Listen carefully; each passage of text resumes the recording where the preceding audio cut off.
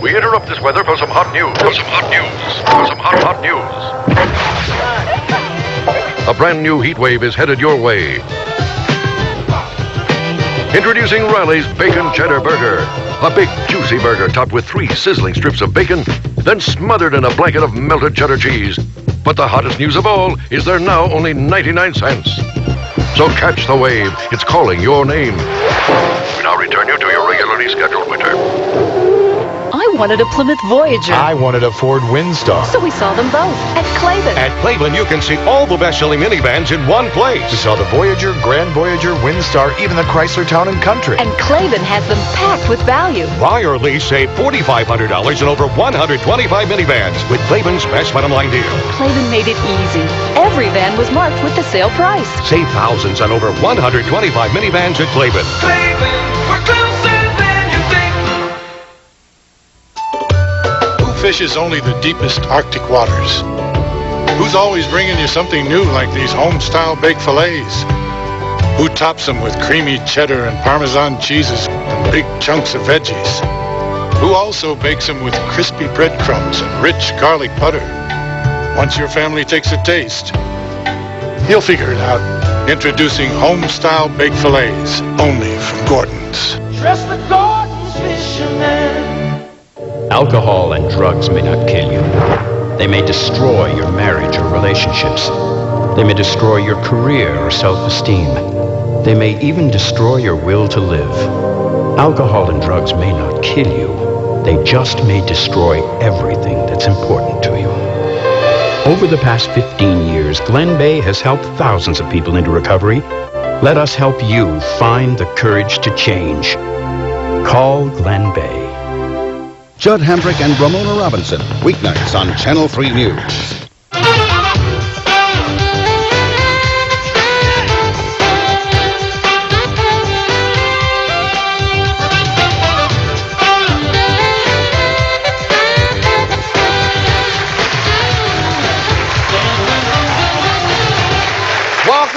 Welcome, and thank you so much for joining us today. Today we're going to meet some young men and women who are here to share their stories of harassment and abuse and humiliation.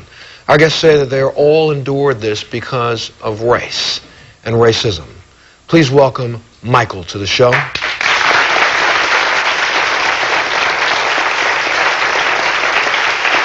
I will tell you, I heard this story and I was absolutely almost shaken to tears. Back up for a minute, Michael, and tell me what happened. You were going to school. This incident took place on December 12th, right? Yes, sir. The incident with the injury and everything took place on the 13th, but 13th. the harassment and everything began on the 12th of December. Let's back up before this. Where did you live? What community were you living? I lived in Charleston, Illinois. Charleston, Illinois, small town, right? Yes. You're going to public school? Yes, I was going to high school. High school? Just began to be a junior. Mm-hmm. And things were well? Yes. You got along with most of the kids in the school? Yes, I sure did. I should say you are biracial? Right? Yes. Your mother's white, your father's black? Yes. Had you ever been harassed about your ethnicity before this time? Not at this school, no. Not at that school, but in other schools you had been? Yes, sir. Okay, so you're at this school, September rolls around, everybody comes back to school, everybody's happy, and everything's fine, right? Yeah. What happened on December 12th? December 12th, I was exiting my, I was in my auto class, and there was a group of these white males. I was in the school for about a couple months, and I was there, and supposedly all these men or these students were supposed to be, friends and able to talk to them like, hi, how are you doing?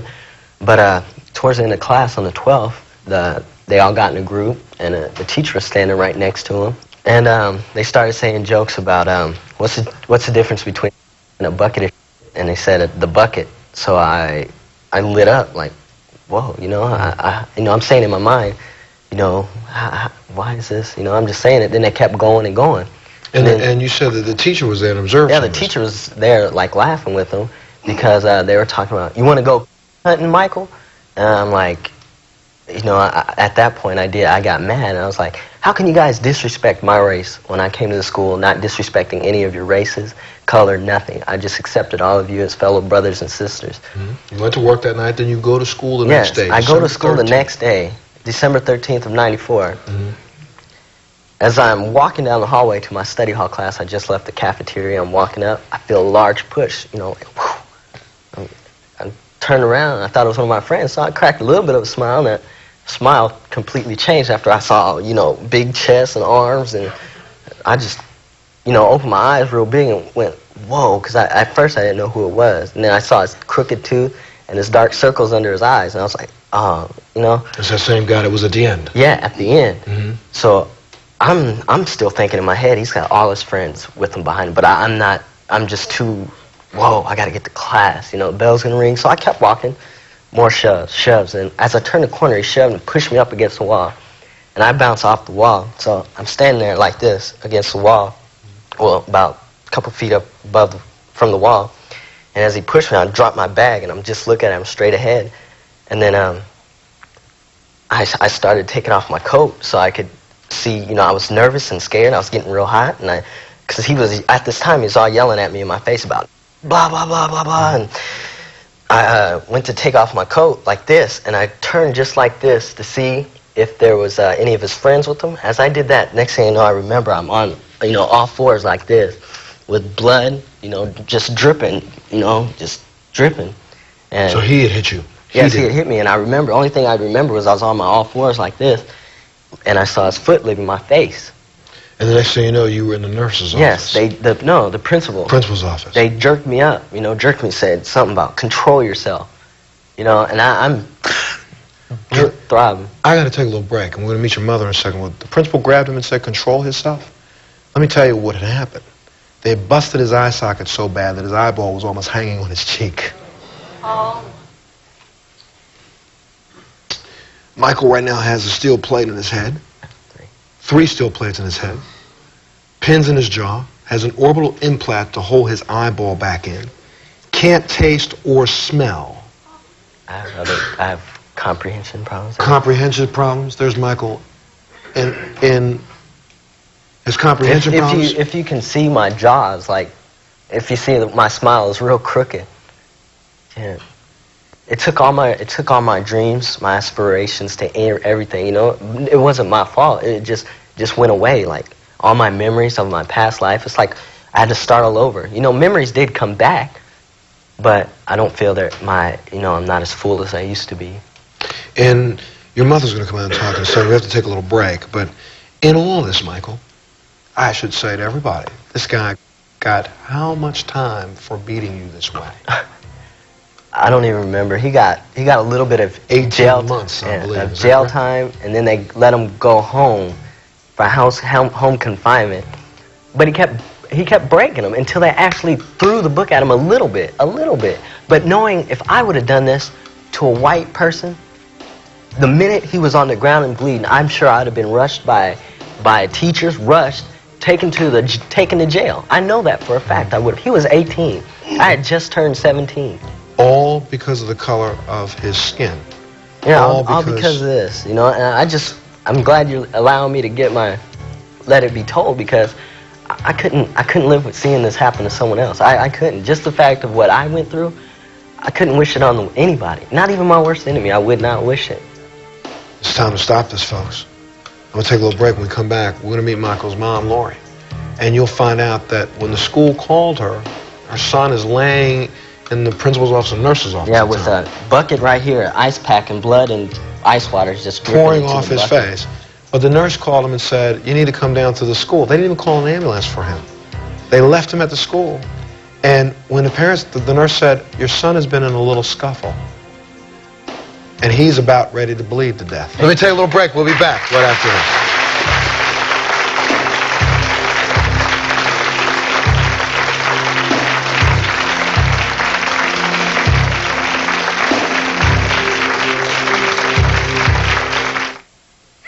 She was coming home to the jungle and to their wild, untamed love for butter, cut down by cholesterol, until... Darling, look what I've brought back. I can't believe it's not butter. It's the premier spread flavored with real sweet cream buttermilk for a fresh butter taste, but without the cholesterol. How civilized. I can't believe it's not butter. The taste you love without the cholesterol. If love is your question, Psychic Talk has your answer. Are you seeing two women right now? Oh, Well, You think that they won't know? They're psychics. Carrying on these two relationships, you are looking at fatherhood. Is someone pregnant now? no way you could get that right on the money like that. About your husband, he's a very dominating man, isn't he? yes. He likes to keep you subservient because he's afraid of losing you. Right. I am very impressed to hear the ladies be right on target. Really amazes me. I just wanted to see if he has been unfaithful to me. You already know. You've already had the evidence there. Yes, he is. Wow, you guys are good. Is there a baby in his life? Because I just picked up that he begged her to have this baby. Yeah, he did. Yeah. Everything that they're saying to you right now is Everything true? is true. Wow. This is incredible. I can't believe it. By calling right now, we promise you 30 free minutes with our expert psychics at no cost to you. Call 1-800-397-9352. Levin Furniture's biggest clearance sale of the year must end Wednesday at 9. Don't miss this spectacular sale. It's through 9 p.m. Wednesday, only at Levin Furniture. Your host of Driving in Jeopardy, Alex T. Rex. Thank you. Our returning champion, Melissa, will now pick her next category. Mel? Car insurance for $500, Alex. The answer is gives you a low down payment and low monthly rates. Who is A1 General? Correct. And now for our daily doozy. Identify this 800 number. A1 General. She's done it, folks. Tell us what she's won, Don. Alex Melissa will receive a quick estimate, low down payment, and low monthly rates. Our studio audience can too. Call 1-800-GENERAL today. Tired of the same old house? Get thousands of home improvement ideas at the National City Cleveland Home and Garden Show. It could change your whole outlook. All 1997 pools, patio furniture, gas grills, and hot tubs are being liquidated at Leisure Time Warehouse's clearance sale right now. Don't miss it. Desperate to look better for their big events. Please help me look good. Amy wants to turn heads at her high school reunion. Darlene wants a makeover for her son's girlfriend. Let's see Angela now. Makeovers from supermodel Amy and Hollywood's hottest stylists on the next Montel.